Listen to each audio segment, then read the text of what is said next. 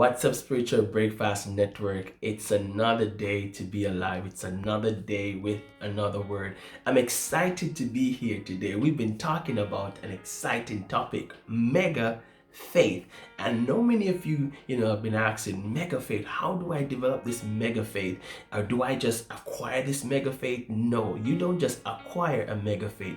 In fact, faith is like a mustard seed that grows over time and becomes something that is great. Glory be to God. So today I want to take you guys on a journey to understand what it really means to have mega faith, or to grow a faith that will pull things from heaven, as I said in my last video, like a magnetic field that pulls things from heaven to earth. So today, let's get straight into this message. I'll be speaking to you on the topic grounded in faith. Let's go. Let's get it. So when we speak about faith, the Bible said it is the substance of things hoped for, the evidence of things not seen. That's what the Bible defined faith as. But faith, in its true sense, requires us understanding how the process of developing faith goes. Now, I just got myself an orange and I cut this orange in two. Now, I could not see what was on the inside of this orange, but when I cut it open, I wanted to see quite a lot of seed. There's no seed in this, but on this side, there is one seed in this entire orange. Normally you find oranges with a lot of seed, but this only has one seed. Now, looking at this, you would think that it is loaded on the inside, but just one seed is in it. But if you didn't cut it, you would not see the seed. Faith is something that is within you that no one can see but you. And when you open up your ability to grow, just as how I cut open this, now this one seed within this seed is trapped. Thousands of other oranges is in this one seed, or millions of other oranges is in that one seed, if I am willing to plant it. Now, all of us, just like this orange, is born with faith within us, even if we can't see it. But we have to plant our faith in the ground and allow our faith to grow.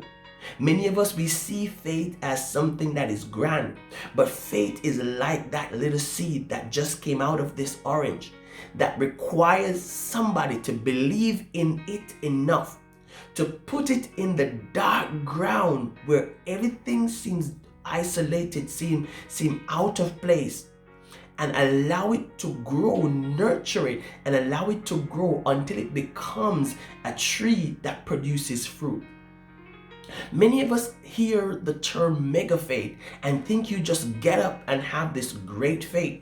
But mega faith first has to be grounded. What does it mean to be grounded? Your faith has to become stable. Your faith has to become rooted. Before the seed can actually grow, the root has to push down in the earth and start searching for nutrients. You got to become deeper in your relationship with God. You got to become firmer in your belief in God, and that's when your faith will develop.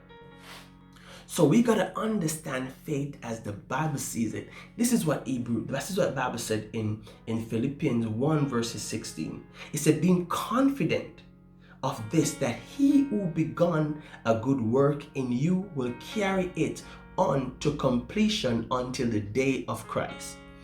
God, who started a work in this orange, is the same God that is going to allow the work within the seed to continue if someone plants it in the ground. What am I saying? It doesn't matter how life cuts you like this orange. You got something inside of you that is greater than the cut, greater than the hurt, greater than the pain that you're going through. You just need to plant your faith. Let your faith be grounded in God. The Bible said, being confident that he who started a good work in you will carry it out. He will complete it. God has started a work in your life, and it doesn't matter what you're going through. It doesn't matter what challenges you face. You got to stay grounded in your faith, because when you stay grounded in your faith, you are building your faith. The Bible said in Luke 12 verses 32, it said, do not fear. Do not fear. You cannot allow fear to suppress, to kill, to damage the purpose that is inside of you, to damage the faith that you carry. I once heard the story of this old man who was accustomed to going to church for many years. And this old man would go to church and he didn't have an understanding of what it meant to really believe and really have faith. And so closer to the end of his life, he was having a conversation with a man who told him that faith is just simply having conversation with God. The man went on to say, all you need to do is to get yourself an empty chair and start speaking to that empty chair as if you were communicating with God. The old man got a chair in his room, and he started talking to this chair every day. Over time, he recognized that he was feeling revived. Over time, he recognized that he was feeling intimacy. Over time, he recognized something that is not experienced in his entire years of living. He recognized that he had an intimacy, had a comfort that he never had, because he started seeing faith through an empty chair, speaking to that empty chair that looked hopeless, that people would think he's crazy. He found God speaking to an empty chair. I don't know who you are today. I don't know where your faith is at. You don't need to see God. You just need to believe in him and speak to him and have faith in him and trust him in all that you're going through. Faith is like an empty chair. You don't see the result, but you know God is coming through for you. That man became sick, and guess what? Because of the faith he had in God, he was able to be restored because he saw God even through the empty chair. Where can you see God today? No matter what is empty in your life, no matter what is broken, no matter what seems shattered, if you can see your God through an empty chair, he's sitting there beside you. He is there in the good time. He's there in the bad times. He's there when things seem hopeless. He's there when nobody else is there. Because if you can see God in your mind, that's faith. If you can believe God in your mind, that's faith. When nobody else can see him, can you see God today? When everything else seems hopeless, can you still see God? Because faith is not what everybody else sees. Faith is what you see, because when you look at the tree, you don't see the root, but the root is underneath, sustaining, pulling nutrients, giving it water, causing the tree to survive. Nobody can see your faith, but if you nourish your faith and keep pushing through what you're going through, I can tell you, just as our roots burst through rocks to get nutrients, you will burst through the challenges of life to bring out the best in you, because God will never allow you to fail when you have faith. And here's an acronym I want to leave with you for faith this morning. Faith, follow Christ. Follow Christ with everything. F, you gotta follow Christ as if he's the only important being, only important source you have. Follow him. And A, align your mind to his will. Stop seeking your own will and say, God, let your will be done in my life. I, ignore your feelings and your fears and believe completely in God. Some of us get too caught up in our feelings. We get too caught up in our fears, and we limit God and what he can do in our life. T, trust God and let him take control of your destiny. You have no control over your destiny. You don't know what tomorrow brings, but you got a God who knows your destiny, knows your future. He knows everything about you. You got to trust the God that created you.